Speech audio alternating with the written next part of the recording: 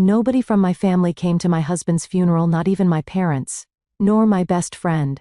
They all went to my sister's engagement party instead, but as we lowered the casket, my phone lit up with a message from my mom: "We need to talk now," followed by 36 missed calls.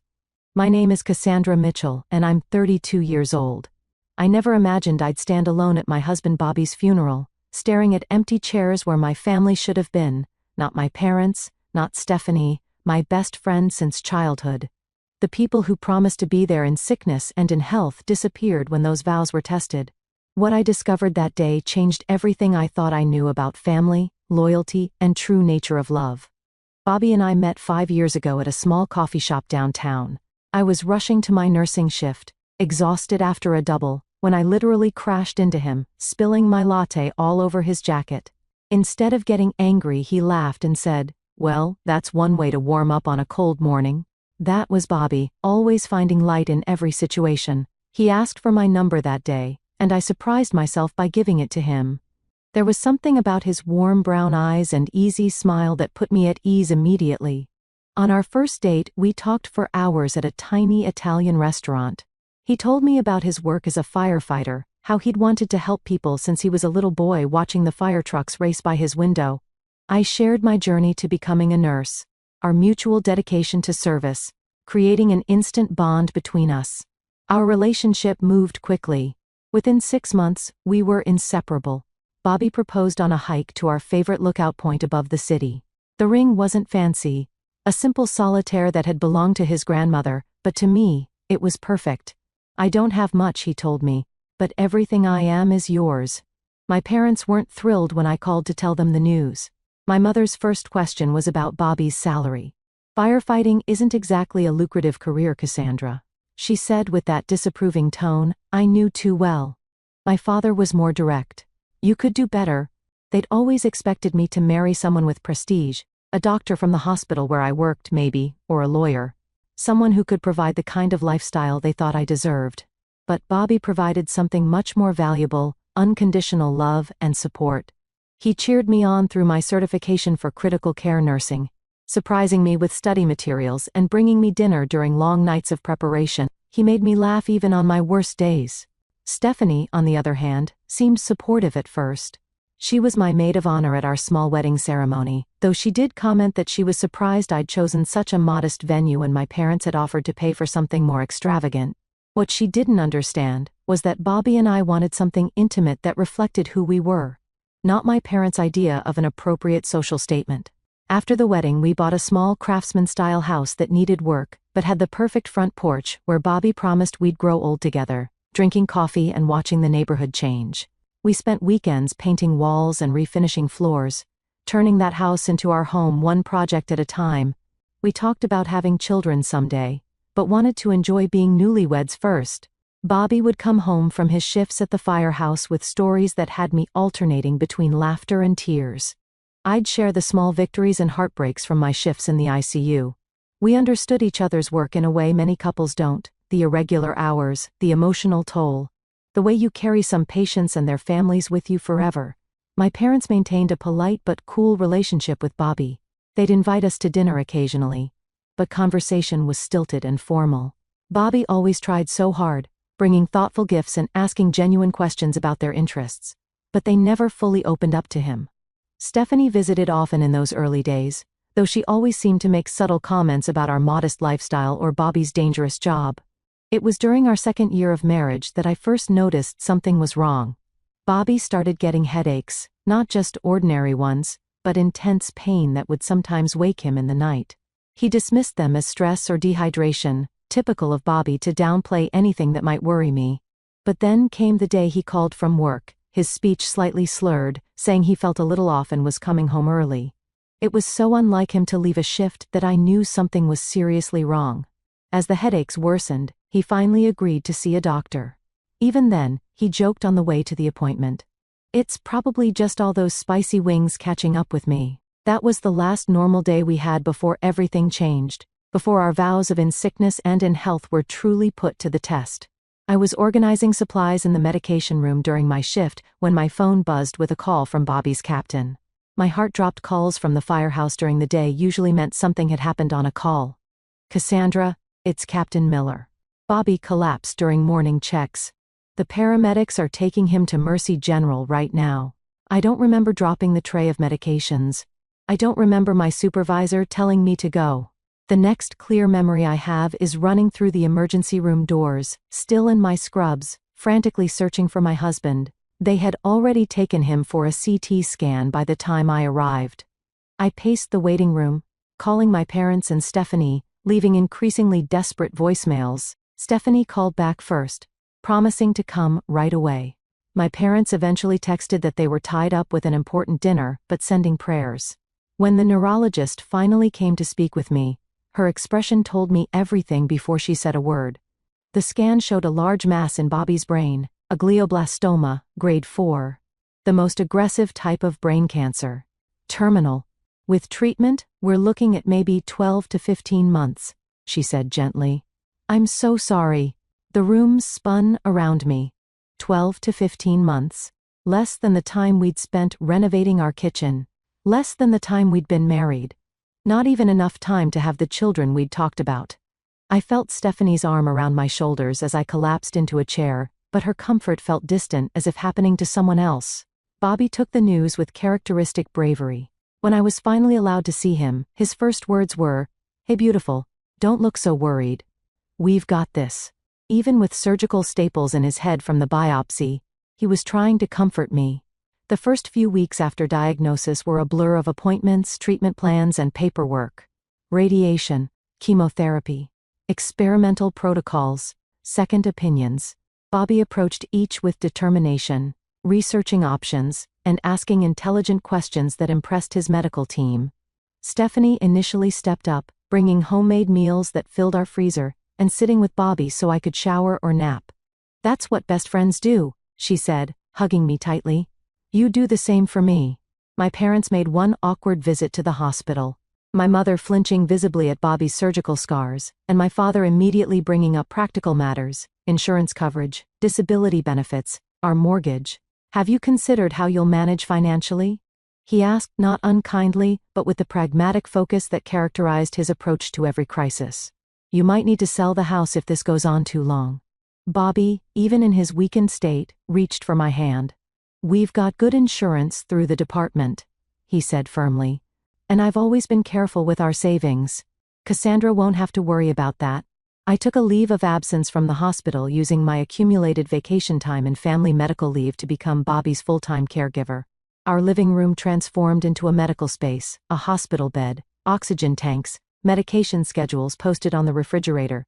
I learned to administer his treatments, manage his increasing symptoms, and translate medical jargon for our friends and family.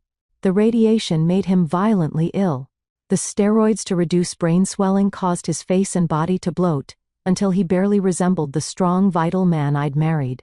Through it all, he remained unfailingly kind, apologizing when he couldn't make it to the bathroom in time, or when pain made him short-tempered.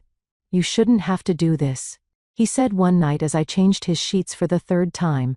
"You should be out living your life, not playing nurse to a dying man." I climbed carefully into bed beside him, mindful of his 4 lines. "This is exactly where I want to be," I told him, "and I meant it with every fiber of my being. For better or worse, remember?" The financial strain soon became evident, even with insurance. The copays, specialized medications not covered by our plan, and adaptive equipment added up quickly. Bobby's firefighter brotherhood organized fundraisers, but the expenses seemed endless. When Stephanie noticed me calculating costs at the kitchen table one evening, she offered to lend us money. "I got that bonus last month," she said. "Let me help. You can pay me back when things settle down." Grateful and exhausted, I accepted her offer of $3,000, which helped cover a special mattress to prevent pressure sores and some out-of-network consultation fees. It was the first time in our friendship I'd ever borrowed money from her, and something about it made me uncomfortable, though I couldn't articulate why at the time.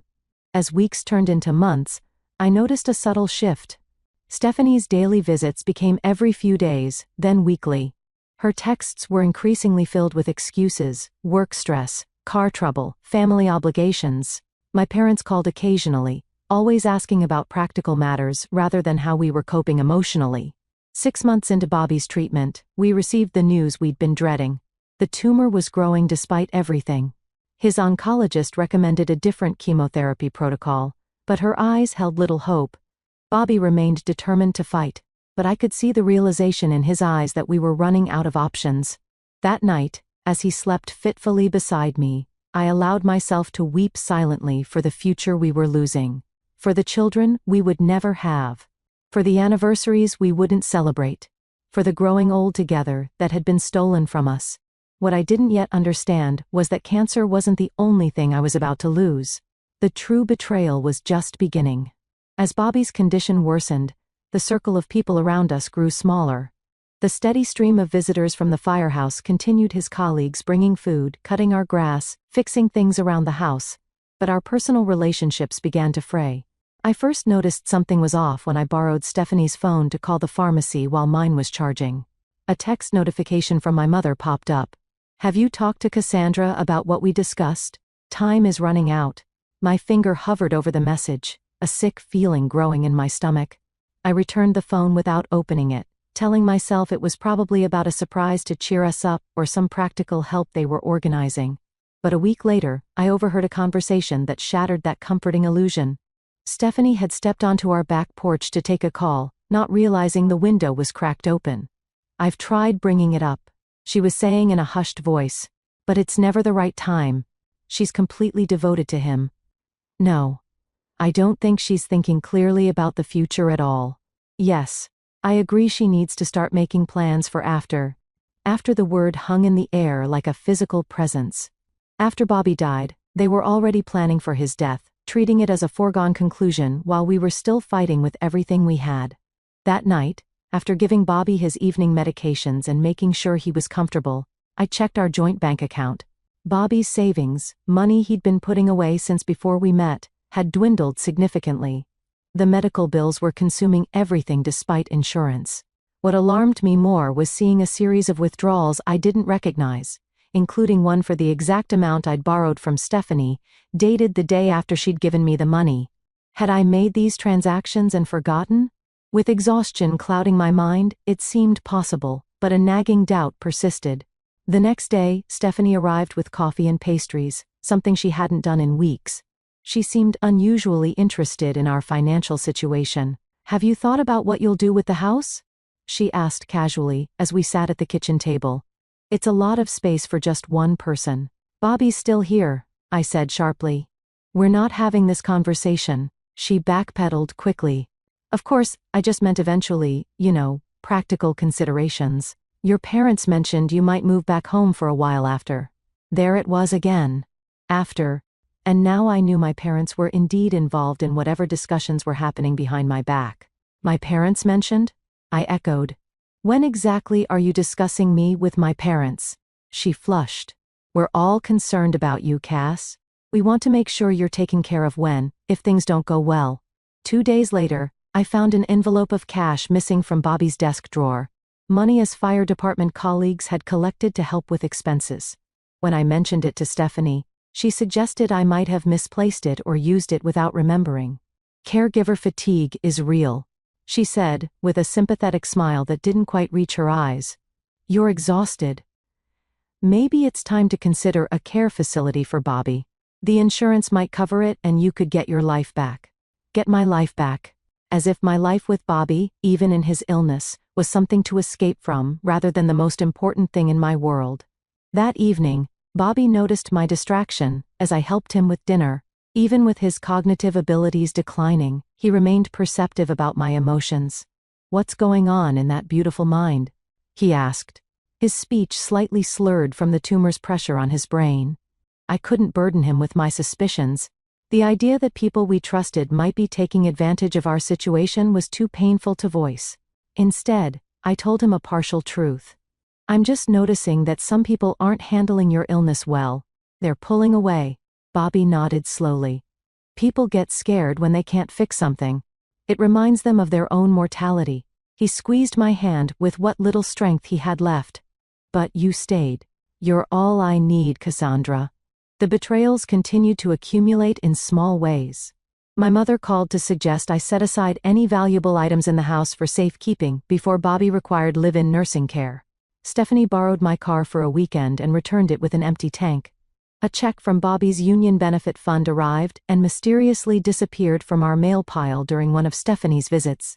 8 months after Bobby's diagnosis, I finally confronted Stephanie directly. She'd canceled 3 consecutive visits, each with increasingly elaborate excuses. When she finally appeared on our doorstep with a flimsy explanation about car trouble, I invited her into the kitchen while Bobby napped. "I need to ask you something," I said, setting down 2 cups of coffee. "The money you lent us, did you take it back from our account?" Her expression flickered between surprise and guilt before settling into practiced concern. "Cassandra, what are you talking about? Why would I do that?" "Because the exact amount was withdrawn the next day and I didn't make that withdrawal." She reached across the table for my hand, which I pulled away. "Honey, you're not thinking clearly. The stress is getting to you. Maybe you used it for one of Bobby's treatments and forgot. It happens. And the envelope of cash that went missing and the benefit check? Did I forget about those too?" Stephanie's face hardened slightly. "Are you accusing me of stealing from you, after everything I've done to help?" Before I could respond, we heard Bobby calling weakly from the bedroom. As I rose to go to him, Stephanie gathered her purse. "I think we both need some space," she said. "Call me when you're feeling more yourself." She didn't visit again for 3 weeks. By then, Bobby's lucid moments had become rare treasures. The tumor was pressing on critical areas of his brain, affecting his speech, mobility, and sometimes his recognition of people. But in his clear moments, his love remained steadfast. He would look at me with those same warm brown eyes that had captivated me in the coffee shop and whisper, "Still the best thing that ever happened to me." My isolation grew as friends from work stopped checking in, their discomfort with prolonged illness creating an invisible barrier. My parents called less frequently, their questions always centering around practical matters rather than emotional support. And Stephanie, when she did appear, seemed to be inventorying our possessions with her eyes, as if already deciding what might be of value. What they didn't understand, what they couldn't comprehend, was that despite everything, I wouldn't have traded a single day with Bobby. Even in the worst moments, his courage and kindness shone through. The way he apologized when he couldn't remember a word. How he still tried to make me laugh with jokes he struggled to deliver. His insistence on celebrating our anniversary, even when he could barely sit up, presenting me with a hand-drawn card that simply said, "Forever." As winter turned to spring, I began to understand that the betrayal wasn't just about money or possessions. It was about people already erasing Bobby while he was still fighting to live and expecting me to do the same. By the 11th month after diagnosis, Bobby's oncologist confirmed what we already knew in our hearts. The treatments were no longer effective. The tumor had spread to other areas of his brain. Hospice was our next step. "I'd like to transition to home hospice," I told the doctor, Bobby's hand limp but warm in mine. "He wants to be in our house, in our bed." The hospice team arrived the following day, an angel of a nurse named Maria, a social worker, and a chaplain. They transformed our bedroom into a peaceful space with a hospital bed positioned to look out the window at the maple tree just beginning to bud. They educated me about the dying process, about comfort medications, about signs to watch for. "Call your family," Maria advised gently. "Now is the time for goodbyes." I called my parents that evening, speaking to my father's voicemail. "Dad, the doctors say it's time. If you and Mom want to say goodbye to Bobby, you should come in the next few days." He called back the following morning. "Your mother and I have that charity gala this weekend, but we'll try to stop by early next week. How are the finances holding up? Have you spoken with a life insurance company yet?"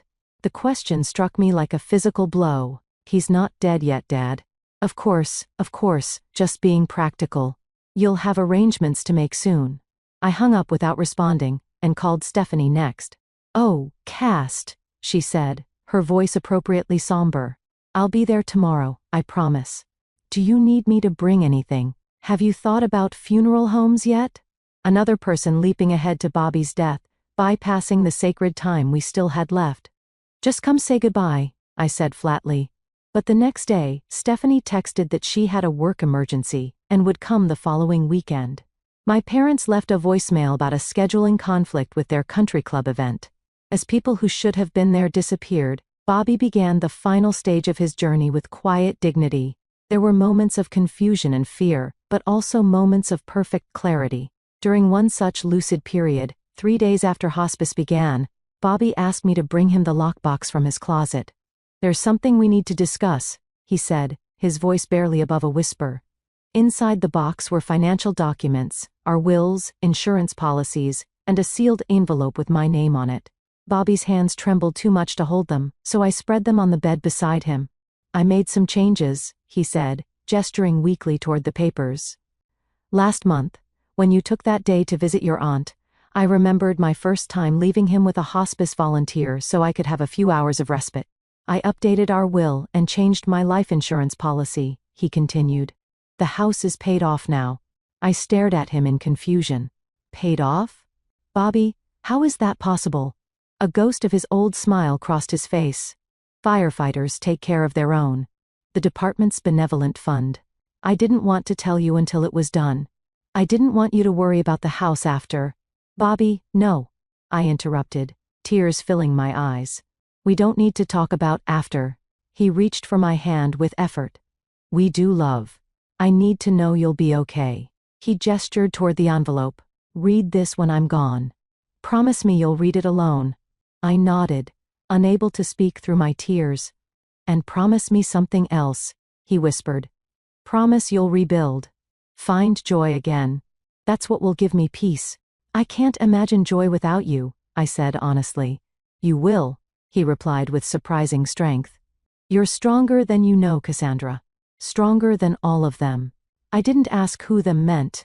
Somehow, I already knew. The next 2 days were peaceful, filled with small, precious moments. I read to Bobby from his favorite books, played the music from our wedding, lay beside him telling stories about our happiest days together. His colleagues from the firehouse came in Paris to say goodbye, each one embracing me with genuine compassion before sitting beside Bobby's bed to share memories or simply hold his hand. Bobby slipped away at sunrise on a Tuesday morning. One moment he was there, his labored breathing filling the quiet room, and the next moment, he was gone. I was holding his hand, telling him about the cardinal that had just landed on our windowsill, his favorite bird. Maria, the hospice nurse, arrived shortly after I called. She helped me wash his body one final time, an ancient act of love and respect. When the funeral home staff arrived, I kissed his forehead and whispered, "Thank you for loving me." In the terrible silence that followed, I called my parents and Stephanie. My mother answered, her voice controlled. "Oh, Cassandra, I'm so sorry. Your father and I will help with arrangements. Have you called the insurance company?" "Not yet, Mom. He just died an hour ago." "Of course, dear. But these matters need prompt attention. We'll come by this afternoon." Stephanie's response was similarly focused. "I'll be right over. Do you have the policy information? I can help you make calls."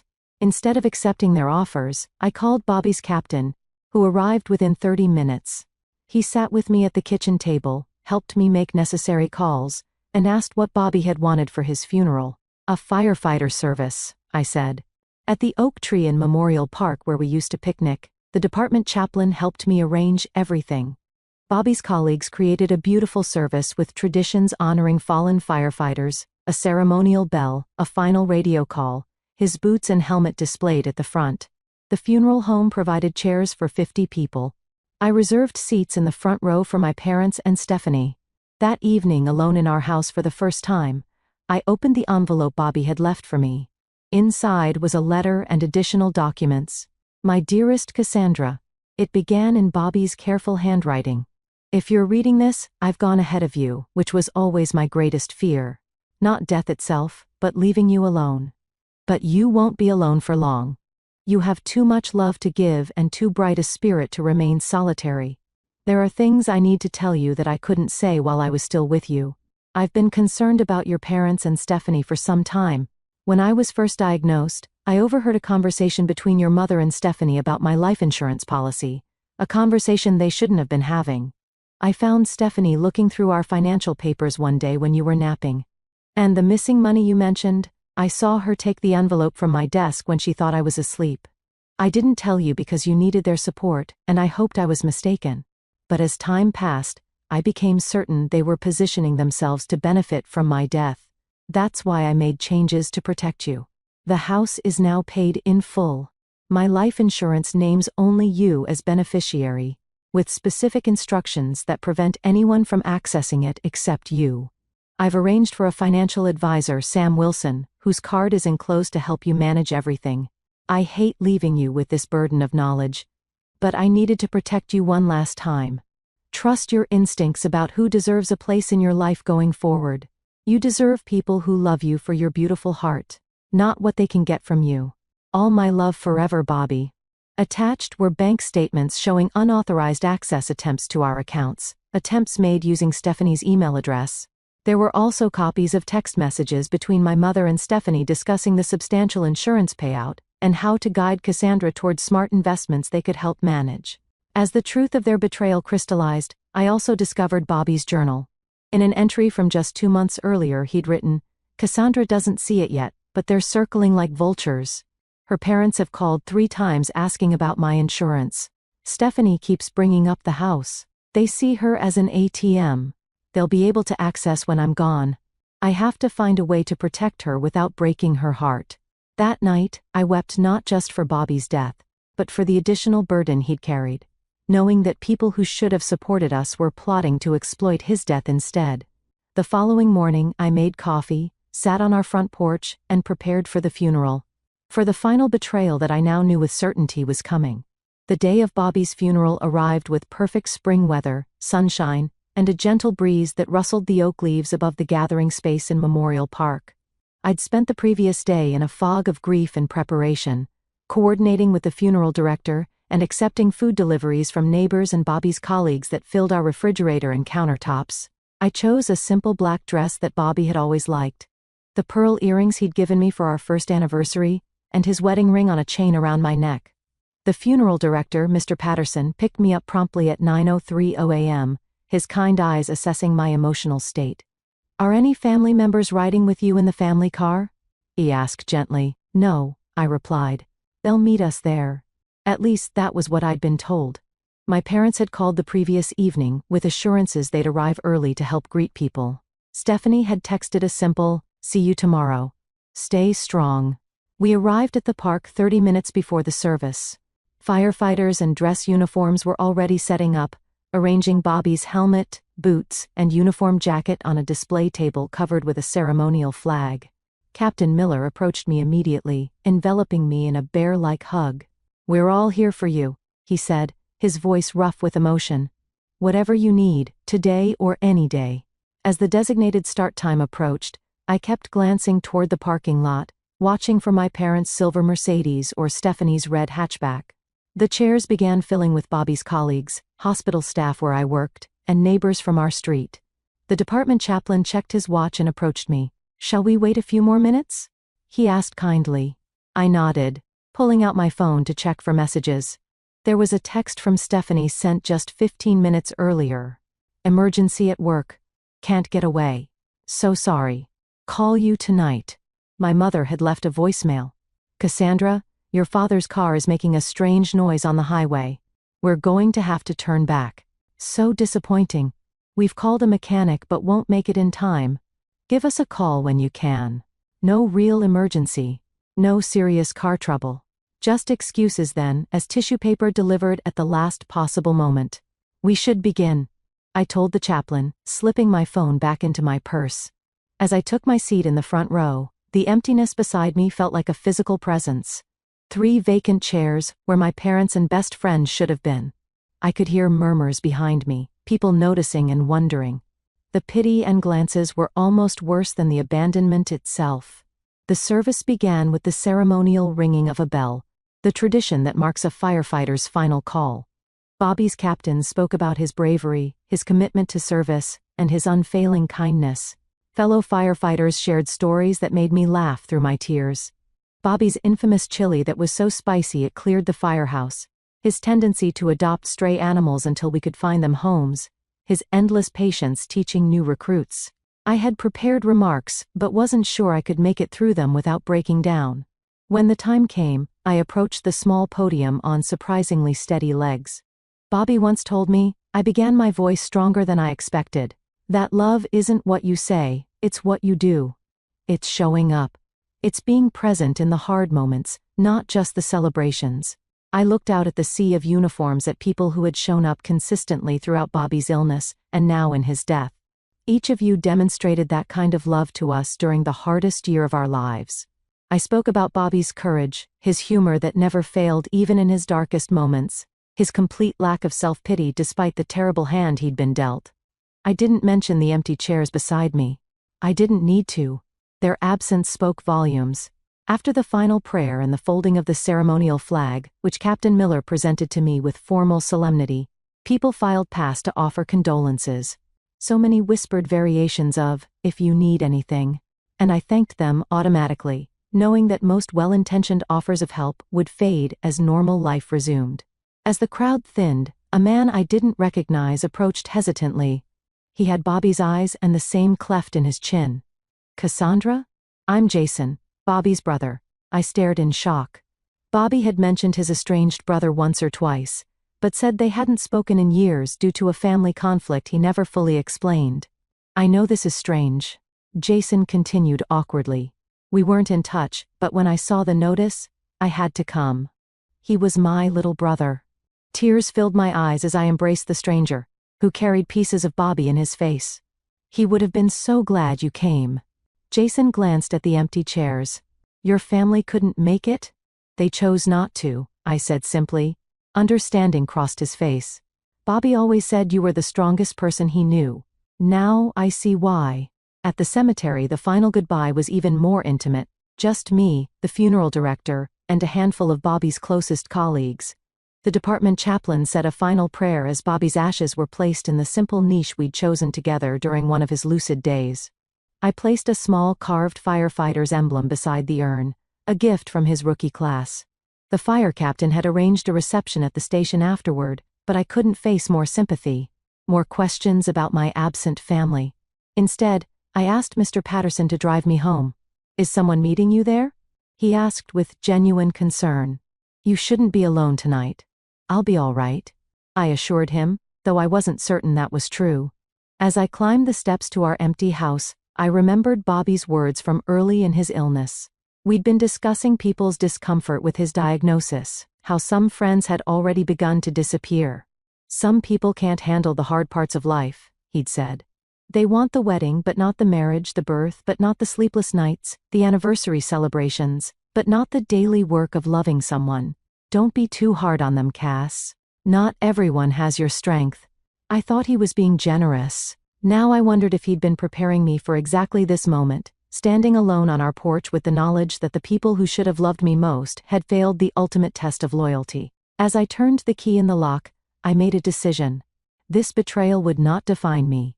I would honor Bobby by being exactly the person he believed me to be, someone strong enough to rebuild from ashes.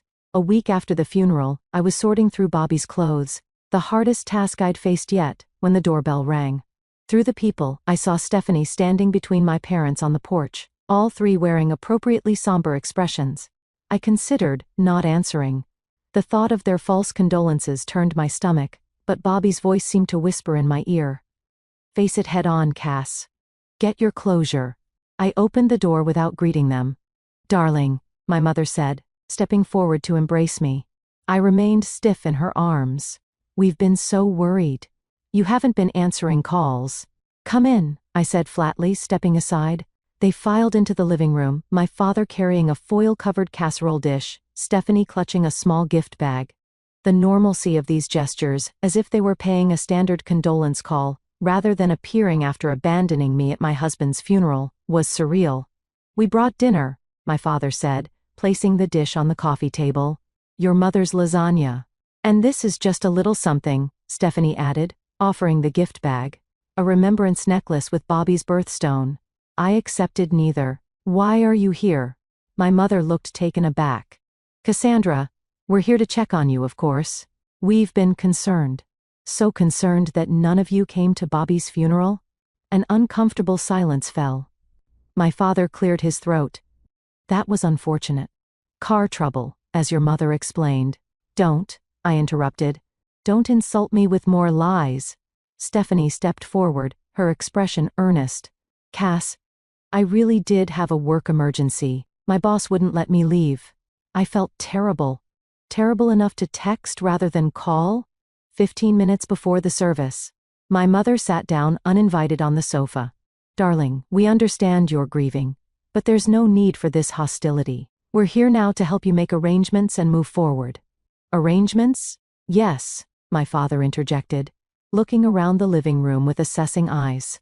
This house is too big for just you. We think you should sell while the market is good. You could move back home until you're back on your feet. Stephanie nodded enthusiastically. And I've been researching financial advisors for when the insurance settlement comes through. There are some great investment opportunities that could really grow Bobby's legacy. There it was, the real purpose of their visit laid bare. Not to comfort me, but to position themselves to benefit from Bobby's death. When were you planning to discuss the insurance with me? I asked quietly. Before or after you pretended to care about how I'm doing? Stephanie glanced at my parents nervously. We just want to help you make good decisions. Grief can cloud judgment. My father leaned forward. Have you filed the claim yet? These companies can drag their feet if you don't stay on top of them. Actually, I said, walking to Bobby's desk and removing a folder, I have some questions for all of you first. I spread out copies of the documents Bobby had left me. The bank records showing Stephanie's attempts to access our accounts. The text messages between her and my parents discussing how to manage my expected inheritance. Would you like to explain these? The color drained from Stephanie's face. My mother's mouth opened and closed without sound. My father recovered first. Where did you get these? Have you been spying on us? Bobby found them. He knew what you were doing. That's absurd. My mother protested. We were only trying to protect you. That husband of yours was making questionable financial decisions during his illness. The medication affected his thinking. Bobby was more clear-headed on his worst day than you are at your best. I replied, my voice shaking with anger. He saw exactly who you were. Stephanie began to cry, tears that might have moved me once, but now seemed as manufactured as her friendship. Cass, you're twisting everything. We were worried about you being taken advantage of. Bobby wasn't thinking straight near the end. Is that why you took money from his desk? To protect me? She flinched. I borrowed that. I was going to pay it back. And the benefit check that disappeared from our mail? I never touched any check, she protested, but her eyes started away. My father stood abruptly. This is ridiculous. We came here to help you, and you're treating us like criminals. That firefighter filled your head with paranoid nonsense. That firefighter, I said, my voice deadly calm, was my husband. He protected me until his last breath, including from you. I pulled out the final document, Bobby's updated will and insurance policy. He changed everything, you know. The house is paid off. The insurance policy names only me as beneficiary, with specific provisions preventing any transfers to family members for 5 years. My mother gasped. He can't do that. He did. He made sure you couldn't manipulate me when I was grieving. My father's face darkened with anger. That's gratitude for you. After everything we've done. What exactly have you done, Dad? You didn't help during his illness. You didn't even come to his funeral. He was never good enough for you. My mother blurted. A firefighter? You could have married a doctor, had financial security, social standing. Instead, you tied yourself to a man with a dangerous job and a mediocre income. The truth, finally. I almost appreciated her honesty after so many lies. Bobby was worth 100 of you, I said quietly. He understood what family really means. It's not about status or money. It's about showing up. It's about love that doesn't come with conditions. Stephanie made one last attempt. Cass, you're not thinking clearly. Grief does things to people. We care about you. We just want what's best. What's best for me is never seeing any of you again, I interrupted. Bobby left me everything I need, including the clarity to see who truly loved me, and who saw me as a path to money. My father's face hardened. You'll regret this, Cassandra. When the grief passes and you're alone in this big house with all those memories, you'll need your family. I have family, I said. Not one of them is in this room. I walked to the door and held it open. Please leave my home and don't come back. Any further communication can go through my lawyer." They left in stunned silence, my mother pausing at the door with tears in her eyes that might have been genuine remorse, or simply the frustration of a plan thwarted. Either way, it was too late. As I closed the door behind them, a strange feeling washed over me. Not the crushing loneliness I'd expected, but something that felt remarkably like freedom. The first night after confronting my parents and Stephanie, I slept more peacefully than I had since Bobby's diagnosis. There was something clarifying about having the truth in the open, about no longer needing to make excuses for people who had never deserved my loyalty. The next morning, I woke to sunlight streaming through the bedroom window and made a decision. I would take Bobby's final gift to me, the freedom from financial worry, and use it to rebuild my life with intention. I started with small steps.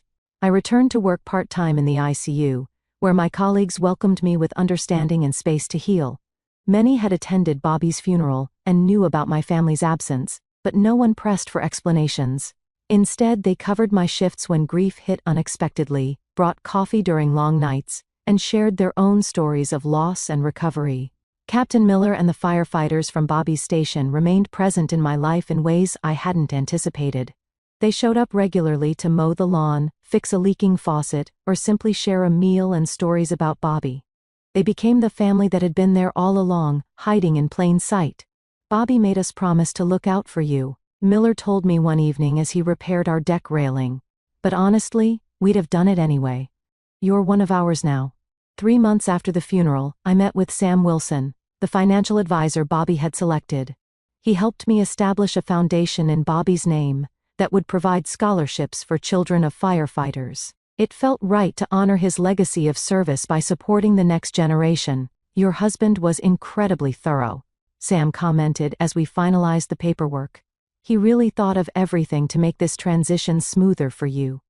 "That was Bobby," I said, smiling through tears, always taking care of others. As summer faded into fall, I began the painful but necessary process of going through Bobby's belongings.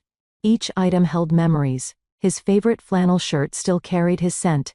His coffee mug with the chipped handle remained on its hook in the kitchen. His reading glasses lay on his nightstand, beside a half-finished mystery novel. I didn't rush. Some days I could only manage to sort through a single drawer before emotions overwhelmed me. Other days brought unexpected laughter at discovering Bobby's collection of silly socks or the love notes he'd hidden throughout our bedroom. One afternoon while organizing his desk, I found a business card for Jason. Bobby's estranged brother with a note in Bobby's handwriting should try again someday. After hesitating for days, I finally called the number. Jason answered on the second ring. "I found your card in Bobby's things," I explained. I thought, maybe we could get coffee sometime? We met the following week at a quiet cafe.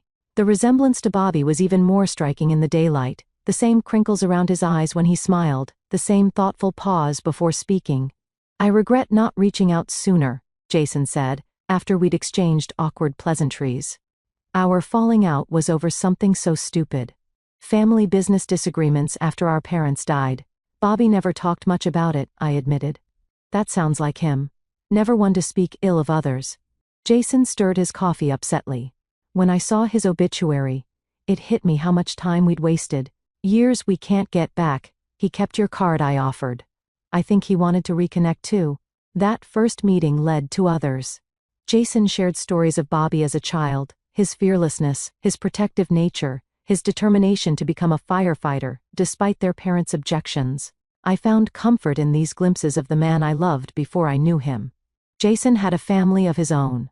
A wife named Rachel and twin boys who had Bobby's smile.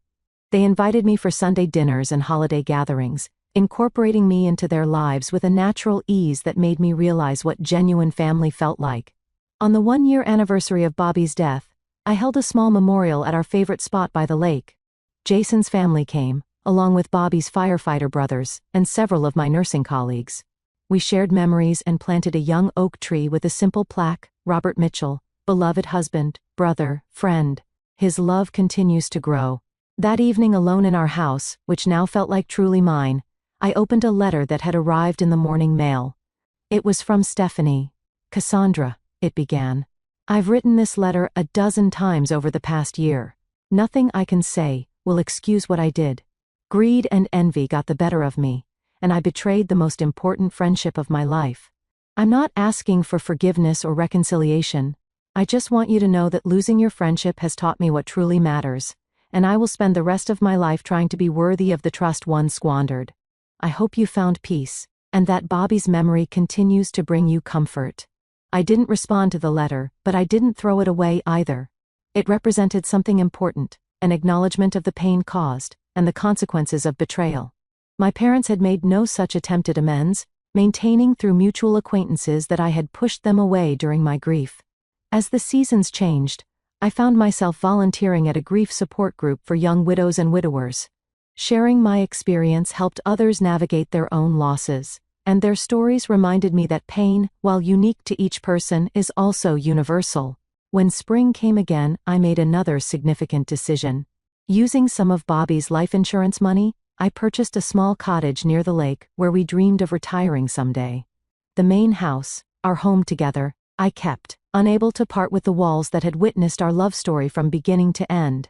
The cottage became my weekend sanctuary, a place to hear the loons at dawn and watch fireflies at dusk, a place to feel Bobby's presence in the beauty of nature he'd so loved. "You were right," I whispered to him one evening as I sat on the dock, feet dangling in the cool water. I did find joy again, not the same joy we had, but something new that honors what we shared. New friendships entered my life. Genuine connections formed through shared interests and mutual respect rather than history or obligation. I became close with Maria, the hospice nurse who had guided us through Bobby's final days, discovering in her a kindred spirit who understood both loss and resilience. I resumed nursing full-time but switched to hospice care, drawing on my experience to comfort families navigating their own journeys through grief. The work was emotionally demanding but deeply fulfilling, allowing me to transform my pain into compassion for others. 2 years after Bobby's death, I sat on our front porch, the one where he'd promised we'd grow old together, watching a summer thunderstorm roll in. The air felt electric with possibility. The betrayal by those I'd trusted most had taught me painful but necessary lessons. That family isn't defined by blood, but by presence. That love is demonstrated through actions, not words. That loss, while devastating, can also be clarifying. Bobby had seen the truth about my parents and Stephanie long before I was ready to acknowledge it. His final act of protection, ensuring my financial security and independence, had given me the freedom to rebuild my life on my own terms, surrounded by people who valued me for myself rather than what they could gain. The greatest lesson I learned from losing everything was that I hadn't actually lost what mattered most. Bobby's love remained with me, not just in memories, but in the strength he'd helped me discover in myself. The ability to stand alone rather than accept conditional relationships. The courage to begin again. If you've ever had to rebuild your life after betrayal or loss, I hope my story offers some comfort. True family isn't always who we're born to. Sometimes it's the people who show up when everyone else walks away. The colleagues who become friends. The estranged brother who becomes a lifeline. The neighbors who bring casseroles not to gain something but simply because they care. Bobby once told me that the measure of a life well lived isn't in possessions or achievements, but in the love we give freely, expecting nothing in return. By that measure, his short life was richer than most that spanned decades longer. I still miss him every day, but now when I think of Bobby, my first thought isn't of loss but of gratitude for the love we shared and the lessons that continue to guide me. If you've made it this far in my story, I'd love to hear about someone who showed up for you when it mattered most. Thank you for listening.